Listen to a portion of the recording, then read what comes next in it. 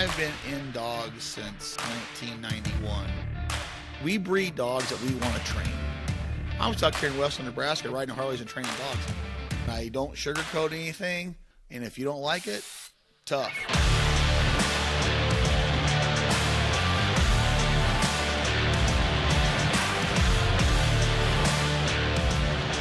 Welcome to another episode of Flatliner Kennels Podcast with Chris Jobman. My name is Elliot, and we are recording here today. It's been a little while. Chris, how's it been going? I haven't talked to you for a couple weeks. Elliot, how are you? We've been busy. We had a double master this last week here at the kennel, and just getting ready for the Mass National, getting ready for the Grand, and just going wide open. Tanner runs an HRC test this coming weekend in Kansas, and that'll be our last weekend test until next year. And we got the Grand and the National coming up, and we'll be done for the year as far as testing goes.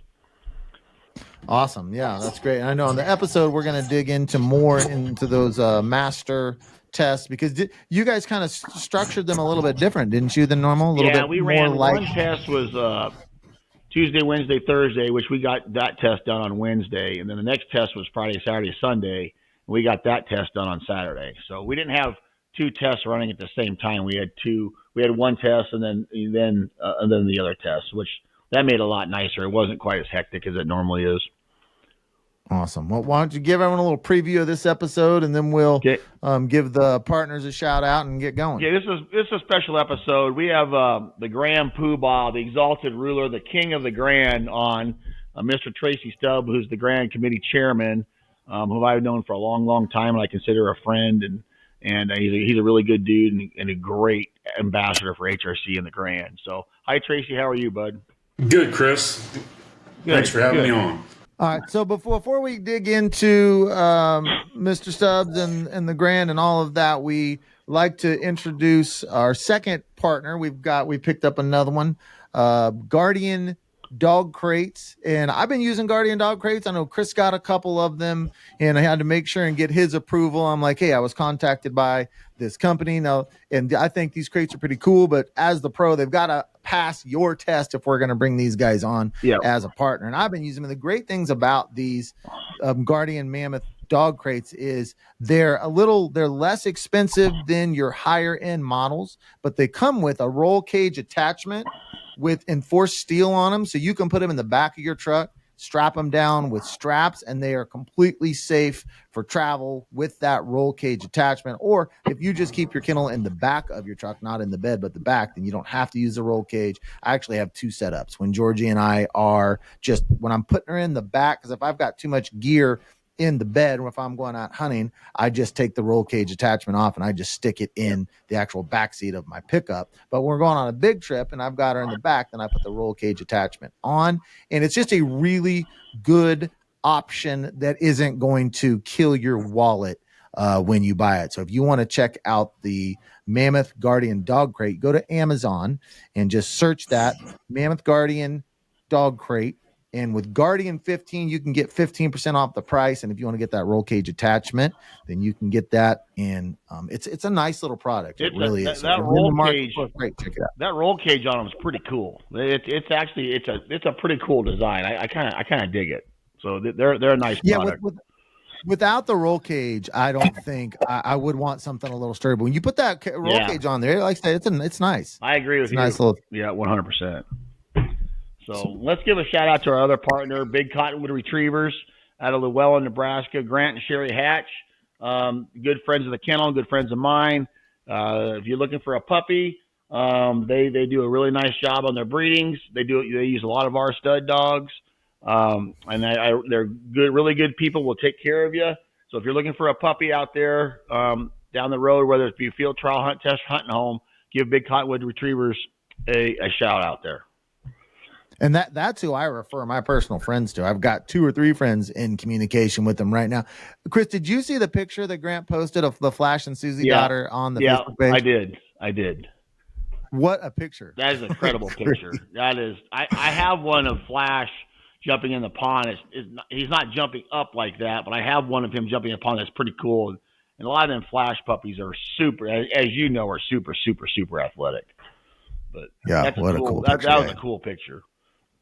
Sure was. If you guys want to see that picture and just get into the conversation of the podcast, Flatlander Kennels podcast Facebook group, make sure and come on over and join the next recording Chris and I do. We're going to be doing questions from the audience and all of that. So if you love the dogs and love the dog stuff and love Flatlander Kennels, get over there to the Facebook group and come join us and what we got going on.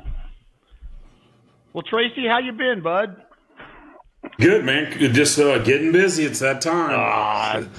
Tell me about it. We got October 18th it starts, and we'll be heading to the Grand and La Verge? How do you say it? La Verge? Yeah, La Verge, Tennessee. La Verge, Tennessee. Basically, Nashville is where we're headed to. Yep, just outside of Nashville. Yeah. So, Elliot, what do you got for Tracy? Well, I want to get into Tracy's whole background and how he got from point A to Z, but before we do that, I'm a little curious. I've been through HRC tests. My dog has her HRCH, but I've never been to a grand event. I really don't know much about it. And so Tracy, can you just kind of tell us what are your responsibilities and your role with the grand? Okay.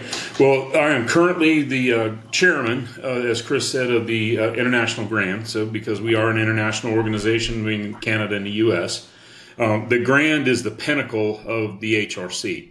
It's the dog that is the best of the best and shows that consistency and strength. So it's 2 times a year, a spring grand and a fall grand. And my responsibility is just like at the local club as the chair is to oversee everything and make sure that, everything from the entries to the birds to the stuff gets done. I am supported with a great group that assists me in that. I think our traveling group, minus the judges, is around 60 people now, and then you throw in 20 judges that rotate around, and then you'll have 25 to 60 local members from a host club there. So it's a great group of people.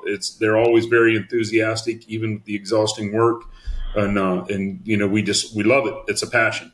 So, and how many chairman? So you're a committee chairman, correct? Is your title? Yes.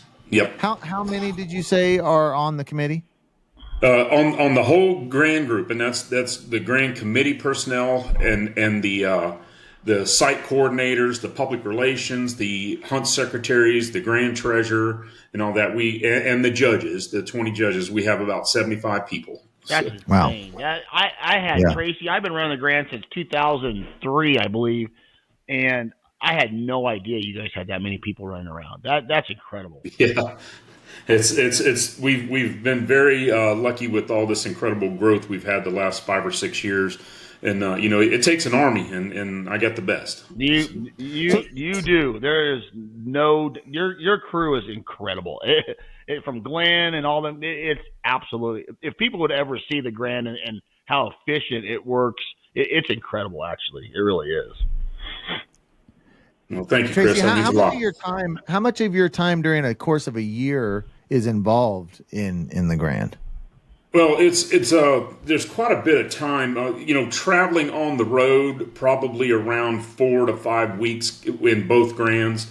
We also attend the national meeting in St. Louis of HRC because the Grand is a committee, and we give reports and we go through audits and things of the Treasury. From the HRC treasurer and the audit committee, go over our books, make sure everything's on the up and up and all of that because we are a corporation. So, as part of HRC Inc., the Grand is the hunt committee for HRC Inc. And so probably 5 or 6 weeks of traveling. And then, we work on it. It has periods of time that it ramps up that it's almost every day. Like this time of the year, I'm dealing with something from the Grand every day. I get phone calls and, from vendors and my crews and, stuff like that. We're getting, travel groups ready now, airline tickets booked, those kinds of things. Rita, our Grand Treasurer's getting out expense checks to everybody so that, they can have their travel money ahead of time. And so it gets real busy this time of year. So, it's every day right now that I'm doing something with it. So. Now, do the actual setups have to run through the committee, and how long in planning are the setups? And okay, if we are going to a known place like we are at the Piercy WMA there in La Verge, is we know what the setups, what the waters are and the land sites, and so we kind of know where we're going. We bring the judges in 3 days ahead of the event starting, and we give them a seminar that's specific to the Grand. It's about a 5-hour seminar, 4 or 5 hours, and we get them up to date on the Grand standard, because the Grand has its own set of rules in HRC that the board of directors established. So we get them all on the same page and thinking with us, and then we assign them their partner, and then we assign them their site, which will have the Grand committee person that will sit with them, and the site coordinator and the PR people. So kind of put our groups together. We keep that a secret agent secret until the very last minute, because we want all of our judges to come into the seminar with an open mind and learn about consistency and the things that we're looking for in the Grand standard. So we keep that pairings right till the last second. And then they go out and then they do their setup for a couple of days. And, we work on the setups. There's a Grand committee person that's there, and they're helping them. We don't tell them what to do, but we suggest them. The only thing that we'll designate is the line. We want to run this direction, and we like to run, towards the north, and give us as much open time that we can, because we're going to run as early as we can, and we're going to run as late as we can to get it done. And so we'll say, we want you to run in this direction, and then, let them start working and thinking out their marks. And kind of different than a regular hunt test is we're going to question every element of their test. And it's not to take anything away from the judges, but there's nothing that's in a Grand test that isn't there for a reason. Would you agree, Chris? 100%. There is no gimmies when it comes to Grand. And it's amazing to me how every mark actually means something. Like the blinds, the blinds are always tough to finish. It's just, it's amazing to me how there's nothing unturned. Like you put the decoys in a certain spot, you put the bushes in a certain spot to influence the dogs. It's pretty incredible how you guys do it, really. Hey, Tracy, do you guys have to go on site on where the setup is and approve it officially there? Or do they bring it to you in some type of a meeting where they kind of, I'm curious of the process of how hard it is for the judges how much scrutiny there is before it gets finally approved? We'll get the judges there, and they'll start setting it up, and then we're going to challenge them on every aspect of that test. Where every mark's at, where they're going to start judging, how they're going to move from the working dog position to the honor dog position, and then how they're going to finish the test and exit out of the test, and where judgment stops. And, it's important at the Grand, because this is, like I said earlier, the pinnacle of the organization, and it's a national title. So, these dogs are expected to perform with precision and style and be the ultimate hunting dog. And so we'll challenge the judges on that and make sure that they're following the rules, that it's safe, and that, that it has a concept in it, and how they're going to affect each other. And, we want a pure marking test, and then we want a blind that you have to stay engaged all the way to the bird. And so we work with the judges, and our judges are team players, and, our committee, and we get in there, and we have some amazing judges, and, they do a great job, and, just a little bit of tweaking, and that's how we come together with the test. And we make, a dog run it and watch it, time it, see how the flow is going to be.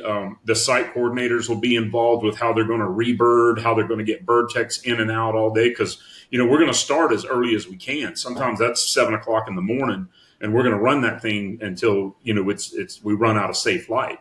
So we got to get people in and out of the field. And, so everybody's got a little bit of input, not just the judges. That differs from a weekend hunt test. So. Right. How many years have you been on the committee? I've been on the committee now about 12 years, and then I judged 4 Grands prior to that, starting in 2006. So let's jump back and let everyone get to know you and kind of your story. Start by where you grew up, and let's just start there. Where'd you grow up, and what was your childhood like? Okay. Well, I grew up in a pretty large family down in Central Florida. We lived in the Kissimmee St. Cloud area. Graduated from St. Cloud High School. Go Bulldogs! And I went to work there in Osceola County as a fireman. My dad was a fireman uncle. We had a lot of history in our family of firemen. And so I went to work for the county there and worked there for 23 years and worked my way up through the ranks there. And, grew up, my dad was always a very avid outdoorsman. If he was outside, we went with him and did it, whatever kind of hunting we could do. And from, deer and hogs and turkeys and quail and whatever else we could find. I got into duck hunting later in life. And got bitten by that bug and have traveled all over the country and hunted and naturally had to have a good dog. And, if I can jump forward to that, is we were in a deer club up in Georgia, deer hunting, and I went to the Buckarama, which is a huge trade show in Perry, Georgia at the fairgrounds. And Old South Hunting Retriever Club was there putting on a demonstration. I'd been hunting, duck hunting a couple of years, and, in Florida, not a lot of dogs are used in the style of duck hunting that we're doing because of the gators. And but I saw Old South and Marcus Bice, who Chris knows very well, and great pro trainer. And I saw that club put on a demonstration, and I told it was my girlfriend at the time, but now my wife. I said I have got to have one of those, and she could have probably had a really nice house and a lot of nice vehicles and great vacations and all that if I hadn't went to that trade show. So how old were you at that time? How old were you at the time? I was about 23 years old. So, and you had never owned a bird dog of any type? I've had bird dogs, pointing dogs, but never had a dedicated retriever. So when you were growing up as a child, you guys were had pointers? We had some pointers, but we had a lot of. My dad was a big deer hunter, and we had hounds and hog hunters. There's a lot of that goes on in Florida, and we had cur dogs and all of that kind of stuff. But it was around a lot of folks that had pointing dogs and stuff. Just I had one PE coach that was a really super avid duck hunter, and he had a chocolate dog that he took all over the country and. Just everywhere he could go hunt ducks. He had killed every species of ducks in the North American continent that you could legally kill. And he had took that dog with him on most of the hunts. So that was kind of some inspirations when you started digging back into it. So your family were dog people. You just didn't have duck dogs. Correct. Right. And you're at, so early 20s, you start duck hunting, and then you see a demonstration and that just is that when you really got into the dog stuff? And it ignited it, and I went out and did probably what everybody that jumps into this is. I didn't go with an educated saying I went and just got me a Labrador, and then she was a great dog, she was a great pet, but she cared nothing about retrieving or anything like that, and so. Was kind of disappointed with that first array, but my dad took her. But you tried to hunt that dog? Yeah, I tried to hunt her, and she just did not have it in her. And were you living in Georgia at that time? No, in Florida. You're still living in Florida, okay? Yes. So, and your goal was to duck hunt that dog in Florida. That's right. And sent her off to a trainer, and he called me, 30 days in, said, bud, this dog is just not going to work. She doesn't have it in her. And so my dad wanted her as a pet, and I gave her to him as a pet, and I bought a dog from the trainer, because I'd been up there training with him a few days and saw what a real dog was. And I bought a good started dog from him, which was actually an Eben Starline Mac daughter. And I hunted that dog and didn't know the importance of what I had there. I just knew that I had a really good hunting dog. And, man, we didn't lose any more birds after that. She was incredible. And got bit by it and then went back with that guy. And he ended up giving me a puppy. And I trained that puppy with the help of a lot of great friends and made a 500-point HRC H dog in him and hunted him and had a great time. And then I'm on about my 5th generation of dogs now. So the first dog, the not the first dog you got, but the first real duck dog you got, did you run hunt tests with that dog? We tried, but I was learning how to train. She was trained probably at the season level. She ran some decent little blinds, but I hunted her everywhere that I could go and created some of those habits and breaking and some of those things that we learn as trainers not to let them get started. But we had some fun with it. But when I got the second dog, I got him as a competition, dog, not just a pure hunting dog. So and I still hunted Jenny forever. So. How old were you when you got the competition dog? 26 or 27 years old, somewhere in that So range. you were moving through dogs pretty quickly. Then you had your third dog in about 3 or 4 years from Yes, kind of sir. when you got bit, Yep. and that's when you really got into because you self trained the third one. That's right, and got in a group, and met some great trainers. Got to traveling to hunt test, met a lot of great people. Met a friend up here in Alabama, and started coming up and training with him. I was having some problems with the dog, and he was a pro trainer, and he said, "Come on up and train with me," and we became best of friends, and started coming up every other weekend, it seemed like, and training. We quit running tests and just trained and learned about dogs. And so he was in a group with a lot of great guys, and Kate Gentry and some other guys that Chris knows, that they're just dog men, and they taught me a lot. And it's those lessons will never be forgotten. So Yeah, well, I haven't heard that name, Kay Gentry, in a long time, but he's a great dude. I haven't seen him forever. yep, he's still running field trials. Yeah, So. I figured he was. So it was the third dog then that the training bug really took hold of you, right? Yes. The one you self trained yourself. How did that affect? Because I know, as an amateur trainer, I know a lot of guys that it's like the same story. It's like once they get the training bug, that training is actually the whole deal. It's the dog plus That's the right. training, and it's like it hooks them like just a total passion. I mean, it overtakes them. And Yeah, so you had start that out there with that little puppy. He's 7 weeks old, and you bring him home, and we brought him home, and he's in the old classic story. He's in a box in the front seat, and he's laying on a towel, and and you get him out, and you stop somewhere to let him use the bathroom, and you flip him a puppy bumper, and he runs out there and gets it, and man, you are hooked, and you get a dog that is bred to compete and be a powerhouse duck dog. I mean, there's nothing like it. And Yeah. you're always seeking that, and we ran that and started traveling with hunt test and HRC and AKC hunt test with that dog, and just had a lot of fun. And then in a couple of years I got another one, and so at one time I had about 5 that I was training and competing, and just had a lot of fun. So When was your first entry in the Grand? I ran the Grand. I judged it first, and then I ran the Grand with that dog with Bart. But he was 10 years old, and we got to the second series, and just had some bad luck. And but he was an older dog at the time, and when I got into the next dog, that was I wanted to focus on getting to the Grand with that dog. So, and then I've run it 2 times since then, and just had a good time with it. So. How many dogs do you have now? I have 3 right now. Okay. And at the maximum you had 5, because at that point I think you had 5 in Yep. what you were talking. Yep. Okay, so 5 is the most you've ever had. Yeah. Okay. So the first dog you self-trained, you got into hunt test, and when did you decide, I want to start doing some judging? Probably around 2003, 2002, started judging locally and worked my way up through the ranks and I got invited to to judge the Grand. I was involved at the national level through my home club, and met Glenn Stelly and some of the old guys from the committee, and they invited me out to judge it, and I judged down in Coastal Empire Grand down in Savannah, Georgia in 2006. Okay.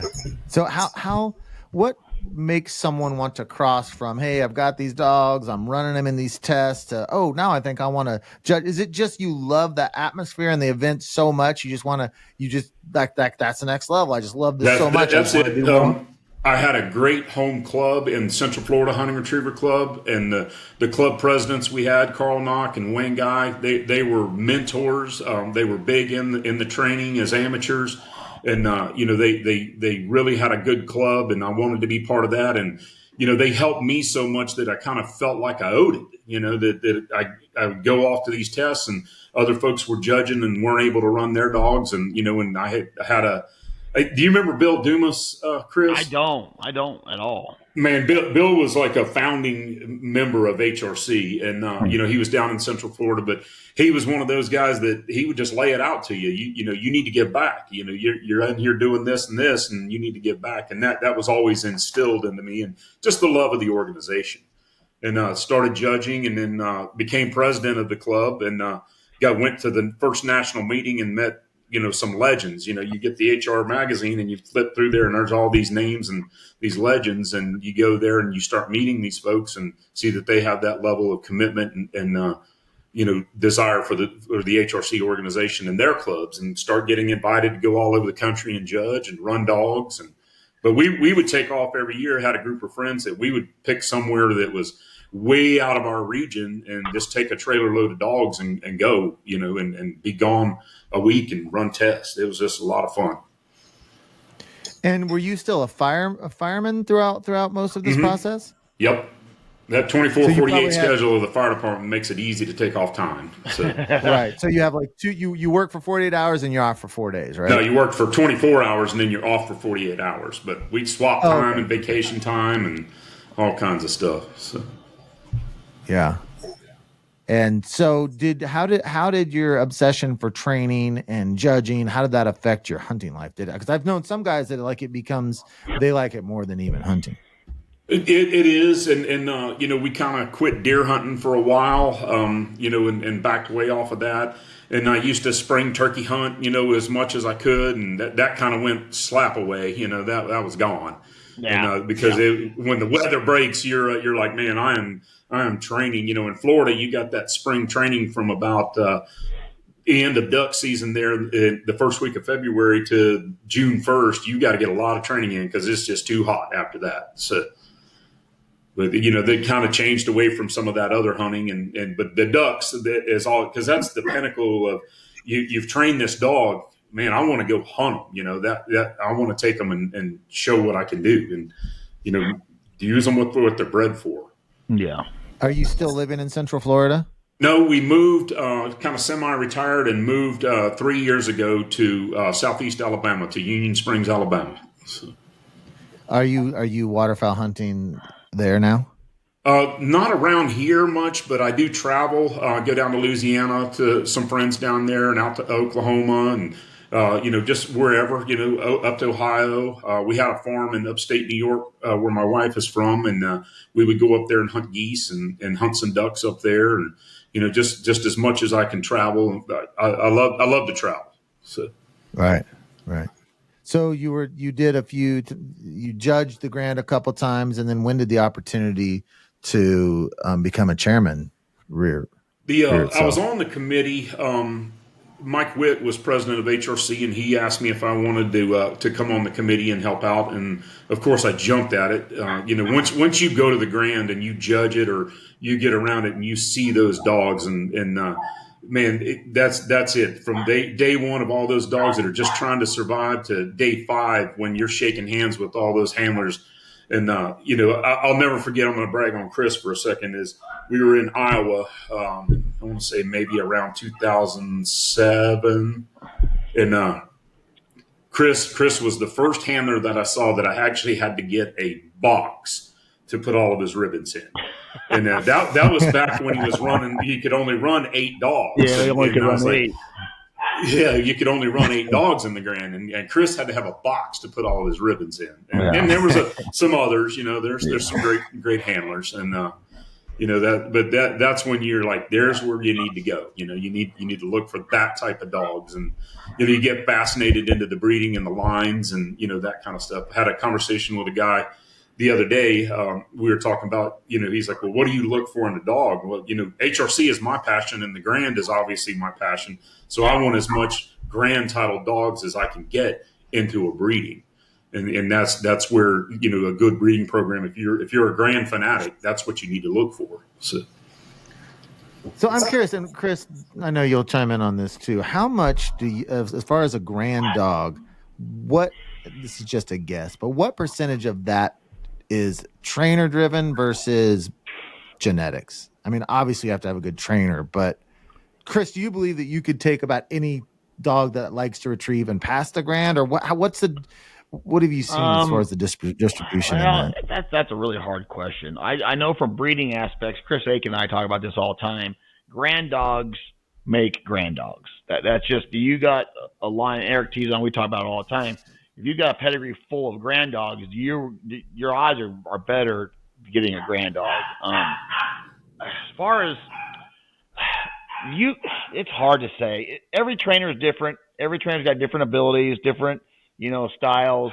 But if they love to retrieve, and then they're a good team player, and you're a good trainer, you got a really good chance of getting a grand title or being competitive at the grand. There is no such thing as I'm going to get a grand title for sure.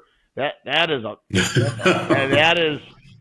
any That trainer is a out there. Any fallacy. trainer out there that guarantees you a grand title, you need to go find a different trainer, because I'm going to tell you right now, I've made 60+ grand champions. I never guarantee that. It's a monster. But I don't know, Elliot. That's hard to say. There are some trainers out there though that I know are really good trainers, but the grand gets them. And what I mean by that is you can make or break your dog with a gun, swinging the gun, shoot at the wrong time. It's a much different thing to be a good grand handler than it is a weekend finish test handler. It's a much, and Tracy probably would test it. It's a different monster. You have to be calm, cool, collected. You got to be really good with the gun. You got to because you can fail your dog with that gun, pointing the wrong way, chucking the wrong time. It's a different monster. So I know a lot of really good trainers out there that don't have very good grand records just because they, sometimes the event or that moment in time is too big for them. And it just consumes them, and they get and Tracy has seen it, they get so nervous. They're so nervous they can't even function. I've seen people blow the wrong end of the duck call. I mean, it's grown men and women just. I mean, absolutely. On Tracy, am I lying? I mean, it is. No, you you're not. A few grands ago, and you were nervous too. Like it's absolutely. If you don't get nervous at the grand, you're lying. Correct. And I'm nervous at the grand. I don't really probably look nervous at the grand, but I am. And the farther in the grand I go, the more nervous I get. But I like to use that nervous energy as like a superpower almost. I mean, I encourage that nervous energy. I embrace it, because that means you care and you keep your wits and you're smart. And you make good reactions. You make good decisions. There's some people that the nerves just eat them alive, and they can't. Yeah, and they let one little thing just collapse their whole performance. And it's probably a good time to talk about some of the fallacies of the grand, isn't it, Chris? Yeah, let's do that. Yeah, there's a lot of things that this dog's got to be a soldier and walk in perfect cadence with you and can't move, can't make any noise, can't do any of this stuff. Those are all untrue. Well, you're going to have a dog that you want him to be calm and collected. You want him to be engaged in the hunt and be eager to retrieve and work with you. Yeah. If he's screaming and crying, he's not a grand dog. You wouldn't want to hunt with that dog. Yeah. And you wouldn't allow it in your duck blind. Well, and I will say though, Tracy, since the regime change and and the old guard is out of the grand committee, the grand's much different now. I'm not saying it's easier. I'm just saying it's more user friendly. And that you got to walk at the heel perfectly. You can't move. Those days are gone. The thing about the grand, and like Elliot asking about a grand dog, is they're a very unique dog, because you have to have enough power to go big. Like the land tests are getting big. I mean, they're tough, challenging. They're big tests. Because obviously we got a lot of dogs in the grand, and the water test can't be 20 minutes. So I think a lot of times the land tests are big, and you got to have a dog with enough power and motor to go through the marshy, nasty, mucky stuff in the water, then go big on land. But you got to have a dog that has some brains to check down on the 30-yard mark that'll kick your butt. They're a very different animal. You got to have enough horsepower to do it, but you got to have enough brains to think your way through it, if that makes sense. Yes, that'd be absolutely correct. Yeah, I mean, you got to have 4 low in the water, but you got to have damn horsepower on land, and it's a much different animal than it was 20 years ago. Yeah, it's and that's, I think, some of the things that we look for when we're talking about consistency with the judges. And Dean Roy and Jimbo Earls do a great job in the seminar of explaining to the judges just what we're looking for. We don't need a 30-minute water test per dog. We can't get the test done. We'll be there for weeks with 1,000 dogs. Yeah. And so you're going to have a real quick water test in there that's going to be every element is going to count, and you can't make a mistake in there. No. So you got to have one, like Chris says. You can't be hunting all over the marsh. You're going to go right into your fall and get your bird picked up, and you're going to run a blind that's real tight. But you see a lot of handlers that they say, "Oh, I got a cast refusal," and then they just give up. Yeah, and you can't do that, because a lot of times the judges are looking at what you're recovering out of. The blind is set up for you to get into trouble, to challenge you, because it may only be a 70-yard blind. And so you're going to get into trouble, and how do you recover out of that? Just because the dog went the wrong way, that's not the end of the world. How are you going to stop them, get them engaged, and get them recovered back to the bird? Yeah. And, you see a lot of great handlers that, when something goes wrong, the wheels just fall off. And I think it's all about keeping composure and staying engaged with the dog until he's got the bird in his mouth and he's coming back. Oh, for sure. I've seen some trainers and handlers, if they lose one or two dogs in a row, they're done. I mean, their entire truck is just, they're crumpled, and they That's have right. a hard time compartmentalizing and everything, and they just crumble. But the thing about the Grand, and Tracy can attest to this, you are going to hit bad luck. There is no ifs, ands, or buts about it. And how you rebound from that is whether you pass or fail. And there's just some things you can't control: the sun, the wind, and I always tell people, I'm bringing 30 dogs this Grand, Tracy. I don't know if you know that or not, but I'm bringing 30. Yeah, and that's a bunch. I'm gonna die. Yes. But and I tell everybody that I'm bringing is capable of passing this thing. But there's going to be some dogs that we cannot control the outcome. We can't control the elements, and they're not going to pass because of stuff we can't control. There's just no ifs, ands, or buts about it. Sun's in a bad place. You lost the wind. Blah, blah, blah, blah, blah. Yeah, too much wind. Yeah. Or too much wind. Or it's and the thing about it is, Aiken and I talk about this all the time, the great dogs have always found a way to do it. For some reason, like his Boomer dog and my Jetter Flash dog, or Ammo of Tizon, and the great dogs, the dudes of the world, the Masons of the world, they find a way to do it. That's a special. Mm-hmm. There's different levels of Grand dogs, and don't get me wrong. When you get a Grand title, that's. And I did an interview a few years ago. You may train this dog all day long, and you may I don't even like this damn dog, or he's got no shot, blah blah blah. But the second they get their Grand title, you look at them differently. It's a different animal. It is. They gain your respect, and I've had a bunch of those in my career that I didn't even like the dogs for the most part, but they got their Grand title. Now they've earned respect. So it's a different animal. It's a different way of thinking. It's a unique deal, because the Grand level, and we'll talk about this coming up, is so much higher than a weekend finish test, and people don't understand that when they get there. Those are the people that really honestly get kind of sour on the Grand, because I got a dog's 500 points, never fails a weekend hunt test. Well, you're not going to a weekend hunt test. I mean, you're going to the pinnacle of the and what we do, whether it's AKC or HRC, the Grand is the hardest hunt test in the world. No ifs, ands, or buts about it. That's all there is to it. So. Yeah, and I think that what separates us out from everybody else is you get one bobble, and you get one bobble that you get marginal scores, and you earn that pair of ones.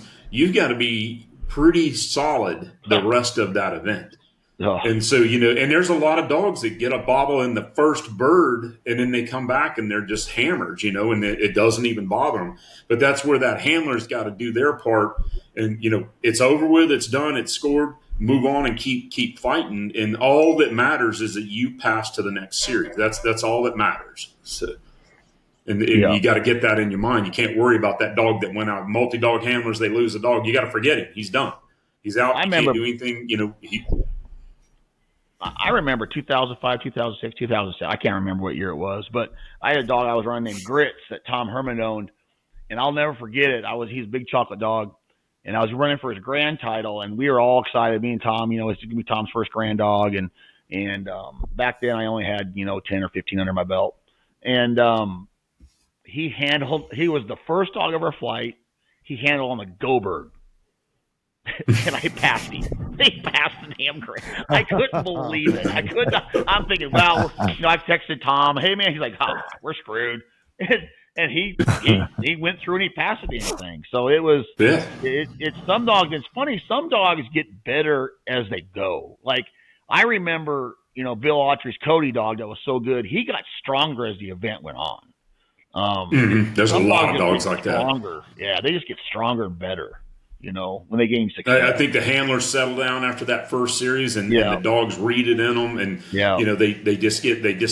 out. They know they're out of training. That this is game time, and they just focus down and get stronger and stronger. And that fourth series, man, that is incredible to watch those fourth series dogs. Yeah, and the cream rises to the top when you get to the fourth. But I'm going to tell you, there's not all not all the best dogs pass the Grand either. I mean, you have some hammers that may go out in the first or the second, and you think, oh, this dog isn't going to make it, but that they got a weak dog that you didn't think was going to make it is still alive in the fourth. I mean, that's Sure. the beauty. That's the beauty of it. I mean, it's just you're passing dogs that shouldn't pass. I mean, that's just the beauty of it. And those 18 and 20-month-old dogs that are just go out there and get the birds. They don't know anything they don't different. know any better. So they're like you said, they're 20, 24 months old, or even 30 months old. They don't have 8 years of training and skeletons. They just go where the bird was thrown. The bird was thrown there. I'm gonna go get it. It's right there. And then you take your 8-year-old that won't get out of the water at the right time because they stay in the training takes over the marking, so they stay in the water too long. Where the 24-month-old is like, I'm just gonna go get it. And you're like, what is going on? But they just don't know yet. They don't have enough. Their mind isn't clouded yet. They just go get the bird because that's where the bird was thrown. And that's really what you need. I mean, you don't need a dog at the Grand that's super technical or anything like that. You just and I'll test it. You got 3 very distinct areas of the fall. You got a blind. There is no tricks. There is nothing hidden. It's there for you to get. Go get it. And it's you think you walk. It's so funny because now you say, oh, we run all these dogs on setup. We always walk up to these tests and go, okay, this looks like a finish test. Like a little bit bigger than like we're gonna kick its butt. Then we walk out there going, what the hell happened? I mean, what happened? Am I wrong, Tracy? It happens all the time. And the people that look at the HRC magazine, that stupid little write up picture, they're like, my dog would look at it. It's simple. Like you weren't there. You don't. The little drawings don't do it justice. And the pictures don't do them justice. No, sometimes. Not at all. And you walk out of that series and you're just like you got punched in the face all for 24 hours. You're like, I just handled half of my truck or 3/4 of my truck on a 35-yard mark. I mean, what the hell? I mean, it will drive you crazy. I mean, it's so deceiving. But like Tracy said, they run setup dogs on it. And they throw birds where the dogs don't want to go, and that they have to mark. And it's not an easy thing. But I encourage everybody to do it, especially if you got a really good, strong finish dog. I think. Absolutely. Yeah, absolutely. You just need to do it. That's what I tell when somebody goes, well, how do I know if my dog is ready? I said, you need to travel a little bit to your weekend test. Don't run under the same judges all the time. Don't go to the same grounds. So travel a little bit, and if you can get through the majority of your tests without handling on marks and struggling on blinds, you probably have potential for a grand dog. Yeah. And my other philosophy is you will never pass it if you stay home. So. Never. You don't. If you won't kill nothing if you don't shoot. That's right. all. That's all there is to it. And there's some handlers out there and trainers that won't take some of these dogs to the Grand because like they're worried about their pass rate. You know what I mean? I don't care. I got a good pass rate, but I'm not really worried about the pass rate. If a dog is capable of passing it, like let's go. If you don't kill nothing, if you don't shoot, and I'm not worried about my pass rate. We're here to build Grand champions and we give every dog a chance because I'm going to tell you, I've taken some dogs that were on my alternate list. Like a female came into heat or something like that, and I would bring them up before it started on an alternate, and the damn dog passed. I didn't even have him signed up, and it just passed. Like you just got to take your shot. You just got to take your shot. And as an owner, you need to put your big girl panties on because this is different than a weekend finish test. This is a much different deal. You got to have some thick skin, and you got to roll with the punches. And it's not all cupcakes and rainbows, but when you get that Grand title, even if you don't get the grand title and your dog is at the grand with a good trainer, you should be proud of that dog, because there's very, very, very few dogs in the world that can actually walk the line to do it. Hey, they're a champion already just to get there, 100%. So they're a pretty dadgum good dog just to get there, to get to go, Yeah. And but it's you're right, Chris. That when you see those grand ribbons, and for us, on both sides of the fence, is for us to know that we put up good solid tests, and you beat us, you passed the standard and you beat us, man. We are so proud for you, and the guys and gals that are on the committee, they're as happy for you as your owners and yourself. We set it up, we all worked together, and man, you made it. Yeah. There's definitely a good camaraderie with people, and everybody gets along. We're all rooting for each other. Like we're all as a handler, when we come into the grand, we always, it's like us against them, not against you, Tracy, but us against the test, and us against the system. So it's the intensity level is completely different too. Like it's a completely different intensity level, and it's hard to maintain that intensity for that long. But it's a different monster. Tracy, can you explain? So somebody out there that's coming to the grand and they got a really, really good finish dog, give us the difference between a finish test and a grand test. Because people are always asking, I want to see a grand test. I'm going to tell you right now, some grand tests are big finish tests that are judged harder. Give advice to somebody coming to the grand that's got a really good finish dog that wants to run it. What's the difference between a grand test and a finish test?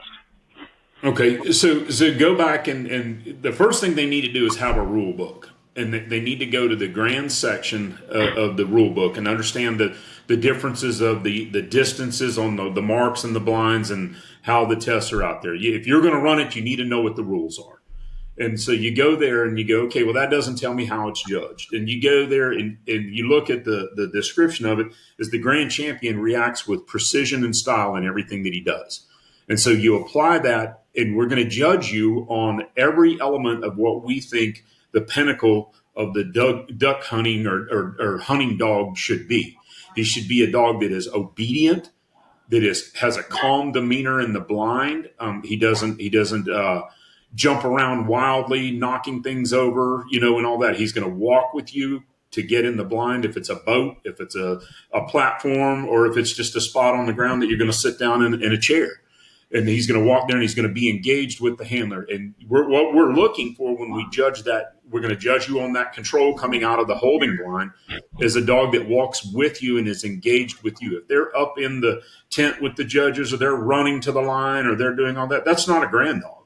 That's not a dog that you're going to go, I've got the baddest mamma jamma around, going to the duck blind.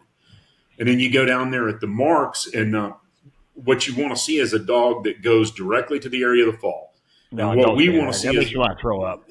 I hate that. It doesn't mean a straight line. I think that everybody gets worried that it does not mean a straight line. It means directly to the area of the fall. It means that dog did not get interrupted and loop all over the field and hunt to the cover, and he run into a wall of trees, and then he hunted back, and he went as directly and purposefully as he could to the area that he thinks the bird is at.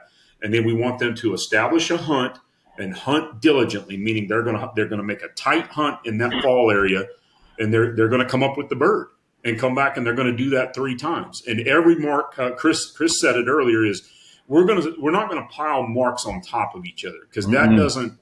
We want to know, did that dog mark that bird, and did that dog go to that marks area of the fall?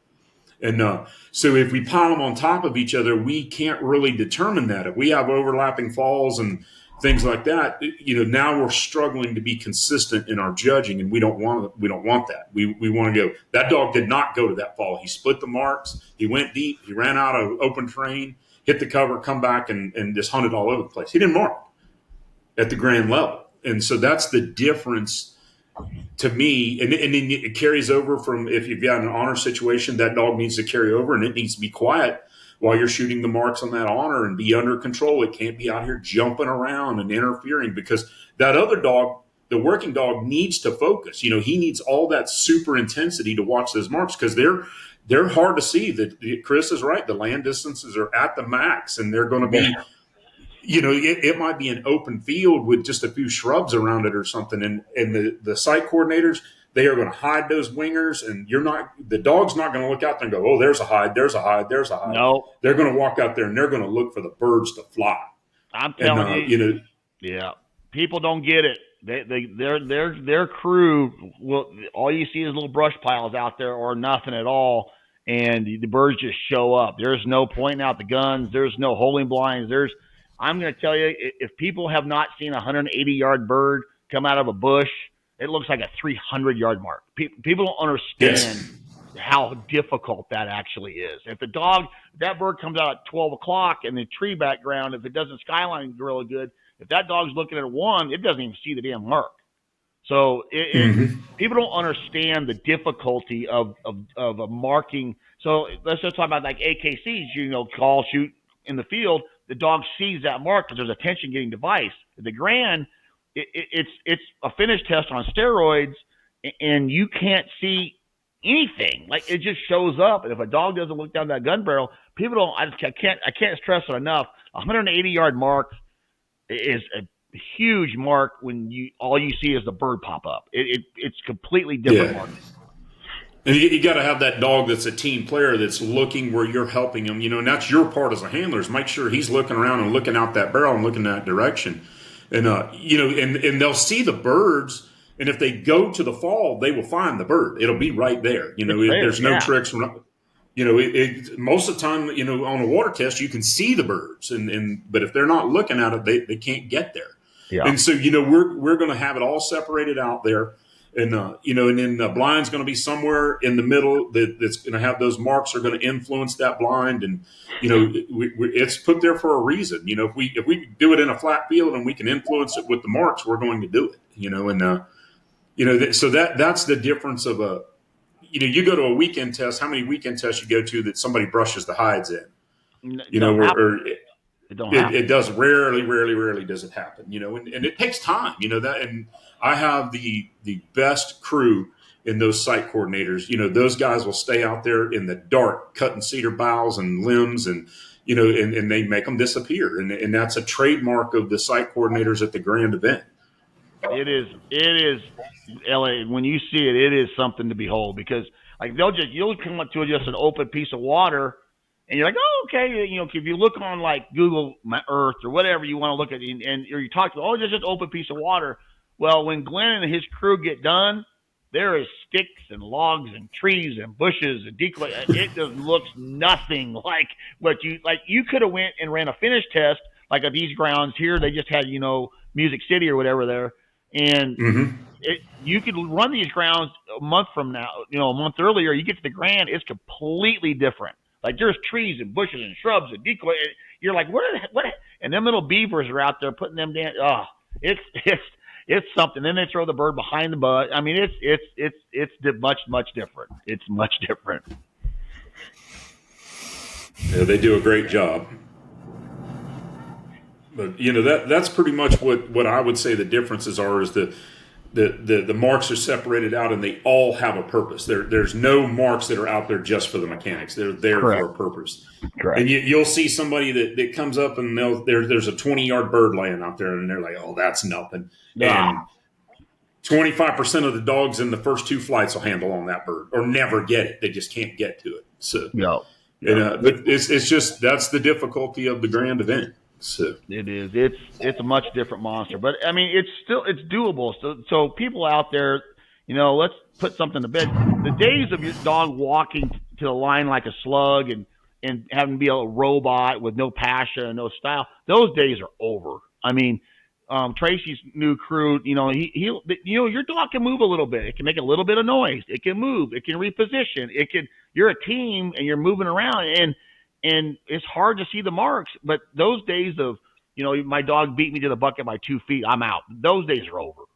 Those days are over. It's much better. And my hat's off to Tracy and his crew because they've changed some of their philosophies and they saw, you know, it wasn't great and it's much different now. It's much more user friendly.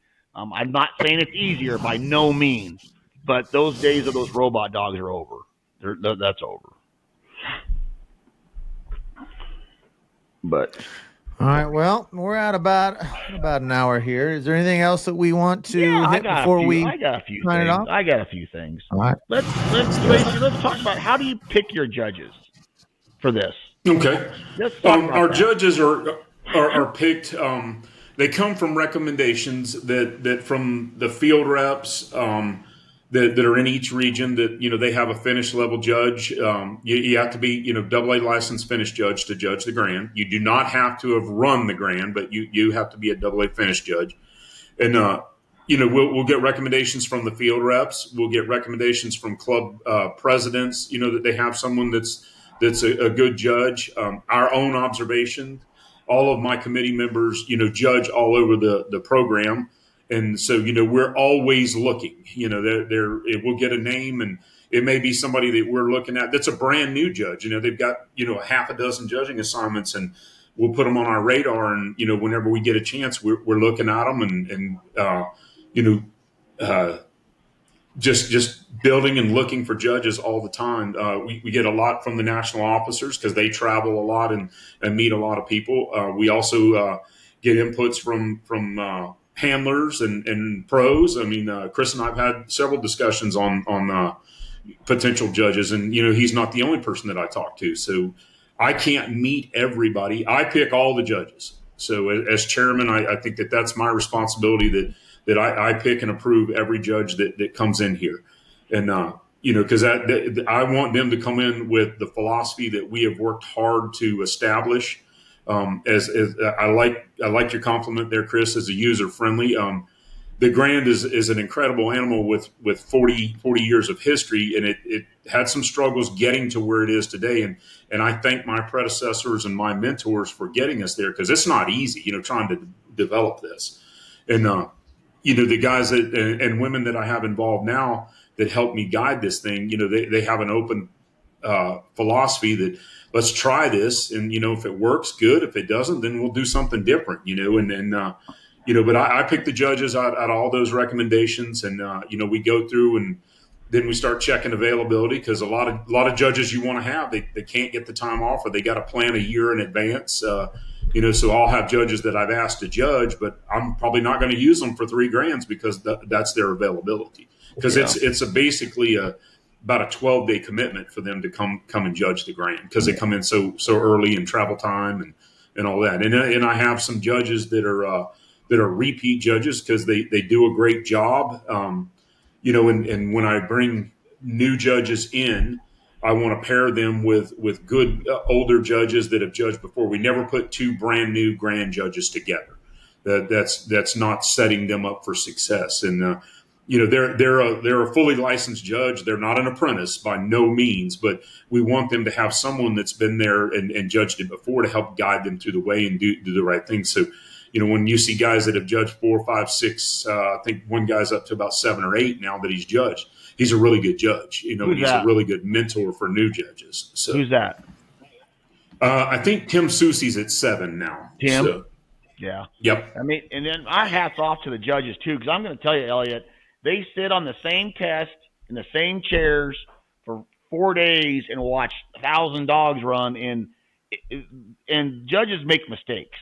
That's Sure. the They're biggest human. thing I can say about Tracy and his crew. I've had some problems before, and I've called Tracy, hey man, can you come over here? And he'll come right over, and I'll explain what's going on, and he'll either fix it or he'll say, that's just how it's going to be. But it's much different than the other game, which we're not going to talk about. But you can voice your opinion to these people, and if they can fix it, they'll fix it. I mean, that's the thing. They're in it for the dogs. And there's not a whole lot of egos there. People, hey, I made a mistake. My bad. My bad. No, and Tracy's done it to us a number of times over in 20-some years we've known each other. And my hat's off to him, because he'll fix it. Like, if it's something, because everybody makes mistakes, and the judges and the Grand Committee know what's riding on it. They know, and the judges get nervous. I mean, I've seen judges write in their book and their hands are shaking, like they don't want to make a mistake. Sure. Hey, my first judging assignment, with these guys, I was with Mike Botts was my senior judge there, or the judge that had done it before. Mike was pretty strong and confident, and both of us were terrified. You see these guys that come down, and one of the big things that I've always tried to be is try to be personal. I want to treat you like I expect you to treat me, and we're all in it for the dogs, and I'm in it for you. If we pass every dog that comes there, that's how it rolled out.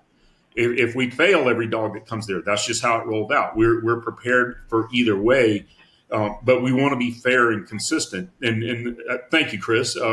Myself and the committee, we work hard at, if there's an issue, that we go and try to see if it's human error, if it was just a quick judgment that we can undo and redo or whatever. That's the fair thing for the dog. And and if we can't, and if the judges have got solid reasoning and they've convinced me, then it's tough. And we've had those conversations too. Is, hey man, that's the way it's going to be.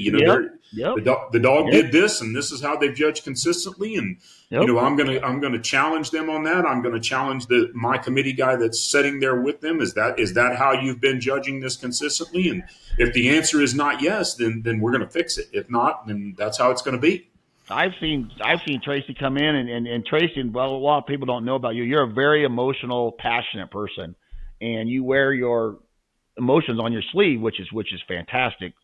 And I've seen Tracy get teary eyed over some stuff because he cares that much. I really, Chris Aiken and I talk about it all the time. Like, you care, and Mike Botts and Jimbo, and everybody cares. But I've seen Tracy get welled up and tears in his eyes because he was upset and he wanted to make things right, and he's passionate about what he does. It's refreshing to see. It really is. Well, thank you. I'll absolutely take that as a compliment. And I've surrounded myself with people that feel that way, and they want to do what's right because it's what's right for the dogs and what's right for the organization. And it's our organization. Everybody that runs the Grand is an HRC member. They have to by the rules, but they're passionate about HRC, or they wouldn't be doing it. You wouldn't put yourself through that 20 hours a day of boredom for that 10 minutes of sheer terror up there if you weren't passionate about it. That's true. So, but it's been a development, and one of the best things for us is I think that the handlers believe in us. They might not always agree with us, but they do believe in us, and if it's wrong, then we'll fix it. And if it isn't working for us, we're growing, and there's a lot of things that we don't know what works for us. We have a different format than other groups do, and I'm not copying anybody else, but if they've got something that works, I will sure borrow it. And but there's some things that we're out on a limb there, and if it works out, that's great. If it doesn't, then we're going to do something different the next time. But the handlers trust us, and that's important to all of us. And I'll be quite honest with you, Tracy, and you know me, I say it how it is. That trust hasn't always been there. It hasn't always been there, and when Tracy took over, things have really changed for the better. And it's not us against them anymore. It's us against the test. Back in the day, it was us against the committee, and that things have changed. It's a much better deal. It's much nicer. It's much calmer. It's got a different feel to it, and I commend you guys on that. Well, those guys are legends. That were there, and they put a lot of passion into it, and they give it their all. But I think that we needed some fresh ideas, and the organization changed. And it's I think it's all for the good. But it was a struggle to change some things. But I don't take away from anything that anybody that's involved with the Grand prior to me has done, because I'm not put either. in a I'm lot not saying of that. hours. I'm not saying that. I'm just saying things have changed a little bit, because all those old horror That's right. stories, that you hear, I'm not running because they're gonna fail my dog for beating me the bucket by 2 feet. That's not gonna happen. That's not gonna happen. I mean, things are different. That's right. Now. Things are different now. Let's talk about some stuff. Let's talk about progress to the line to the blind. So this is. Oh boy! So there we go. Let's because this is one of the questions I get asked a lot. Is here's what was explained to me, and then you correct me if I'm wrong, Tracy. You have to progress to the line to the blind. You got to progress to the end of the blind or the bird, or progress to you. Mm-hmm. You do not, correct me if I'm wrong, you do not have to cross the line to the blind. Correct. Correct. Say that. You do not have to cross the line to the blind. So if that blind Correct. was like this, and you want your dog doing this. You got an end goal, and if you're here with your dog, and this is the blind, and you go like this, that's progress. You don't have to do this. Okay, but That's right. You can't do this.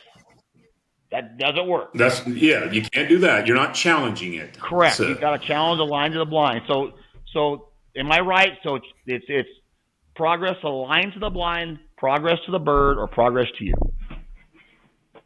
yes, the only right? on the last one there, the progress to you, that can't be on every cast. But if Correct. you get two cast refusals in a row, you've got to do something different. We know you've got to do something different. So it may be that you bring that dog back to you a little bit, clear their mind, and then reset and go again. So yes, that is. But you can't, give them a cast and call them to you. Give them a cast and call them to you. Yeah. You're I'm not saying showing that. Yeah. progress. But yeah, you get two cast refusals in a row. You got to do something different. Yeah. But you're exactly right. I don't know where that crossing the line got started because I don't either. Dean gives a real good example in the seminar. Is if you're going on a blind and you get 10 yards off on the left, and you go, okay, I'm going to cross the line. And you cross the line, and that dog ends up 10 yards on the right. It's a cast refusal because you were already in a bad position, and you just went straight across on the other side in the same bad position. You're just on the right side now. And I think that's where people get messed up about that is you need to stop them on that line and get them headed back to the bird. And that's your recovery there. That's that direct casting and, not ping pong back and forth, because at the grand level, that's not showing that carrying the cast to the line or to the bird. And how I explain this to people, Tracy, here. So if you're running a test and your dog is doing this on the blind, that's your chop. That'll work on a finish test. That's going to work on a finish test. But on a grand dog, they don't look like this. No. They look like this. They look smooth. Yes. They look smooth and controlled. They do this. That's how a grand blind looks. And the people that say you've got to cross a line, that they're just wrong. And I'm glad you said that, because that's one of the biggest things I fight with people about that. They're like, you got to cross the line. And that's something you don't. No, you don't, because you can end up in the same situation you were on one side and the other and getting a refusal. Yeah. So it's you need to be going to the bird or to that line to the bird, and that's the difference of another one of those differences of a weekend test versus the grand is we're looking for that precision and style in that grand champion. And, they need to go out there, and you need to stay engaged all the way to the bird. There's a lot of guys on the weekend, they'll get them within 5 yards and then let them go into that hunt them up mode. That'll get you put right out at the grand. You may have ran a perfect one and got that one cast and let him go into quartering that last 3 yards. And those judges, that's not what they're looking for. They want that dog under grand level control to the bird. I'm going to tell you, everybody listening to this thing, the last 10 yards of a grand blind are usually the worst or the hardest, because they're putting that bird where they don't want to go. And you, like Tracy said, you've got to finish that blind to the very, very end. If you think, oh, they're going to see the pole, they'll run right by the damn thing, and now you're lost it, and you're done. I can't tell you how many times I've seen a dog run right past the pole, go into the cover, and you try to whistle it out of the cover, it ends up 10 yards to the right, and you can't finish the blind. I mean, you were one or two whistles there, and then you're out because you didn't. Yeah, it's over with in 3 casts. Correct. Yeah, 2 whistles and a cast, and it's over with. You were literally one. I mean, all you got to do is finish it. Stop them, put them on the bird, and you're done. Now, that sounds easier than it is sometimes, but you have to. That's the thing about a grand blind. You've got to finish it. So anybody out there training for it, you got to finish it. That's all there is to it, to the very end. Yeah, there's no hunt 'em up blinds at the grand. There's no coast in there. And that's part of that grand standard. And we're not. You don't have a 500-yard blind. You don't have a 300-yard blind. It's going to be 150 yards at the max. And so you got a lot of judgment in that little bit of area there. So you don't have a lot of room for error. So That's the difference. It is the difference. And let's talk about the area of the fall and the marks. Explain the area of the fall, like short marks, long marks, middle marks. Are the areas of the fall, are they a little bit tighter than a weekend test, or what? Explain the area of the fall at the Grand, because you can handle, and I do it all the time. You can handle in the area of the fall at the Grand, and it's not considered a handle. But once you start handling, you better handle the bird. But you can handle in the area. But let's talk about the area of the fall. Okay, so the area of the fall is where that bird should have landed. So that's going to be an area, and you got to give it. We use gunners up wingers, so our marks are placed, very similarly on every mark. And so that area, they're going to develop an area there that says, hey, this 3-yard area, 4-yard area is where we expect the bird to land. And the area of the fall is going to be a little bit bigger than that, depending on conditions, distance, wind, terrain, cover, all those things that we're going to talk about in the judges seminar and during setup. And we're going to challenge the judges as to where that is. But at the Grand, it's going to be tight. It's not going to be a 30-yard area. This is not a season level dog. This is a Grand level dog. So it's going to be a tight area. The order of throw, the order of retrieve, those all, it fluctuates a little bit. That first bird out is going to have a real tight area of the ball. That's the go bird. So that dog ought to be able to pretty much go right out there and pick that bird up. He shouldn't be hunting a 30-yard, 40-yard area on the go bird. And but the memory bird, we're going to give him a bigger area of the fall, which will go into what we call the hunt area, and that's the area that the dog's trying to work out his scent cone and work out the cover and do those things there to get in on that bird. The area of the fall is going to be inside the hunt area, and every dog has different style. High rollers have a bigger hunt area than a more methodical dog that goes right out there and hunts real tight. So that fluctuates, but that area of the fall is going to be just that relatively small area around where we expect that bird to land. Yep. Okay. Let's talk about one more thing. Let's talk about the point system so that people are listening and they're getting ready to go to their first Grand. Talk about how the point system works when it comes to this. What ones are, that sort of thing. What will get you a one? What gets you out? Let's talk about all that. All right. So at the Grand is different than a weekend test. That it is an elimination test. So there's scores applied to your performance. Everyone starts with a perfect score of 2. Okay.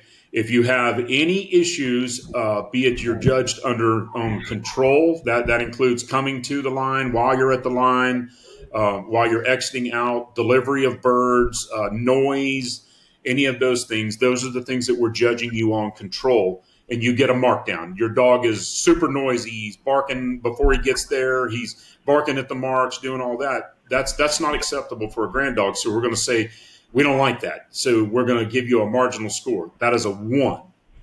Okay. So now your score is 1 in that series. If something else happens, you have to handle to the area of the fall on a mark, or you have more than 2 cast refusals, more than 1 cast refusal on a blind, or you have 3 in a row or something, you have some trouble on the blind, you're going to order another mark down, which takes you to 0. So anything on the marks or anything out of the ordinary on the blind is going to get you another 1 or a 0. But if you get a 1, if you take 1 away from 1, now you're at 0. You're out. And at any time that one judge has you zeroed, you are out. They do not have to be in agreement. One judge can put you out. That rarely happens. And if we do, we're going to stop and we're going to figure out why we're at this different level of judgment, because they should be looking at the same things. And it's going to be usually that one judge missed something that everybody else saw. My committee people are going to be involved there, and they're going to watch what's going on to help those guys. That's the consistency in judgment that we're looking for. So you have to have a minimum score from the combined score of 2 judges of 2 to carry to the next series, to the second series. Okay, so you can either get a 4 or a 2 going into the second series. From then on, you have to keep a score of 2 in all of your test to continue on, because you need a total of 6 to go to the third series and a total of make sure I'm right here, 10 to get to the fourth series. After you score out in the fourth series, everybody goes back to, you have a clear slate, and we go to the upland, and the upland has its own rules where we talk about we want to see the dog quarter, stop its progress when the bird flushes, and be steady while the bird is either shot or letting fly off, and re-engage the hunt, and the dog can do an honor walk up and a hot walk up. Yeah. So a grand dog is truly the best hunting dog in the world. I mean, it is. There's no doubt about it. Your guys' program is fantastic. I mean, the grand is what we all strive to do. We all play the other games, but man, a grand dog to me is the pinnacle. It is the absolute pinnacle of the hunt test game, in my opinion. Well, it's a dog I like to brag on that can hunt any waterfowl in the U.S. and Canada in the morning. He can be in the marsh in the morning. We can go shoot. We can upland hunt him out, get us some pheasants or huns or something on the way out back to the truck, and then go find us an afternoon field and shoot us some geese in that afternoon field. It's a dog that can hunt all day, that has the stamina and the power to do it, that is not annoying and will get you invited back. Yeah, 100%. That's what a grand dog is to me. And then we have the Hall of Fame on there, and that's the ultimate dog there. That's a dog that's you pass the grand 4 times and has 1,000 points from the local events. That is a super consistent dog. But any dog that's got a grand title is an incredible animal. And those dogs with that Hall of Fame, and these dogs with 6, 7, 8, 9, 10 passes, it's just unreal the talent that dog possesses. Yep. That's a different animal. You start getting into the 6, 7, 8, 9. That's a different animal. Man, that's an incredible dog. That is a different animal. There's no doubt. They don't mess up. No, and if they do, their mess ups are their bobbles are very little. I mean, very little. But Elliot, do you have anything else for Tracy? No, I think this has been fascinating. I don't have anything else. Tracy, would you like to say anything to anybody coming to the grand? Any closing statements or squall any I can't rumors? I can't wait to see. Like yeah. No, I think that we're Kim in Music City has done a lot of prep. We're going to have some things that are better there at Laverne's than the last time. So we're really looking forward to that progress as well in advance. Could I take a cheap moment and thank my sponsors, because this is our first grand that we have sold all 11 sites. That's the 10 retrieving sites and the upland. You have 10. Listen to that, people. They have 10 sites running. 10. 11. We have 11, Chris. 11 sites, and the other game can't figure out how to do. You guys are fantastic. I mean, 11 sites. Like, it's incredible. But I would just like to recognize them because it's been an incredible outpouring from the outdoor industry and and our supporters and they're coming on, and this is a huge financial commitment from these companies to be part of the grand. And our ultimate goal for there is to keep those expenses covered and keep that entry fee down, keep that amateur involved. And so that's why we work so hard. Lori Greer and Royce and all the guys and gals that have worked on the sponsor group, they have done an incredible job. And then we have the partnership levels where we have guys that come in and they're advertising in our catalogs and all that at a lower level. But those are things that help us keep those costs down and make it better for the grand and keep that amateur coming. But I'll just name them off real quick: Avery, Banded, Purina, Garmin, Prefert Ranch, Gunners Up Wingers, Thor Boats and Yamaha Motors, Gunner Kennels, Winter Timber Outdoors, Ducks Unlimited, and Hughes Oil. And that's our 11 site sponsors for this grand. I am so proud of the work that the crew has put in for that. That's amazing, Chris. That's incredible. But, well, Tracy, you have anything else? No, man. Thank you for having me. And Chris and I could probably go on, Elliot, all night about this because it's when we get together and we talk about it, and we haven't even started talking about individual dogs yet. So because we love that passion. We've had some great ones through the years. Had some great ones. I watched so many great dogs run that I remember my first grand I saw. I remember my first grand was in Bowie, Texas, or I think that's how you say it, Bowie. And I can't remember what year it was, 3 or 4 or whatever it was. But I came, western Nebraska, little duck hunter, and took a couple dogs down. I saw my first brand. I was like, holy moly. I remember watching Super Shooter, and you could have knocked me over with a feather. That dog was a monster. I mean, I'll never forget watching that dog go across that marsh. It looked like a go devil. It was unbelievable. And I got to watch Boomer at his, later in his life, and I wanted one of those. And then, 25 years later, however long it's been, we've had a bunch of them here. So we're very thankful for that. But it's an eye-opening experience. But thank you for coming. Oh, on. yeah, you need to come. You guys need to come. Yep. I would love to experience it, just to go and watch. It's something. It's something. Really cool. But thank you. Well, Tracy, we're headed to Kentucky in the spring, Yep. and then in the fall we'll be back in St. Louis, and we've got about 7 new places on the horizon that we're in talks with, and it's an exciting time to be involved with the Grain. My buddy Rhett Riddle said you were in Maine this summer looking around. What were you doing in Maine? Sure was. Yep, all the way up in Bangor, Maine. So, are we those folks have the ground. It's if they can get it all together for all the other stuff that goes into it. So, are we going to Maine? I'm going to leave that as a mystery. I've never been to Maine. I love lobster, so I'm in. September is a beautiful time in Maine. Yeah, September is a beautiful time, and you want to go down to the lobster pound and get right on the coast and get the feast for 2. That's the way to go. I am in for Maine. I'd love to go up there and do that. That would be fun. So yeah, it's beautiful country and great people, man. Yeah. Well, Tracy, thanks for coming on. I really appreciate it, buddy. Can't wait to see you in a few weeks, and hopefully everything goes well. All right. If you need me, call me. All right, absolutely. Okay, guys, thank you for listening. Thank you, Tracy Stubbs and HRC Grand. We'll see everybody at the line. Take that in. Gotta strike this chord with the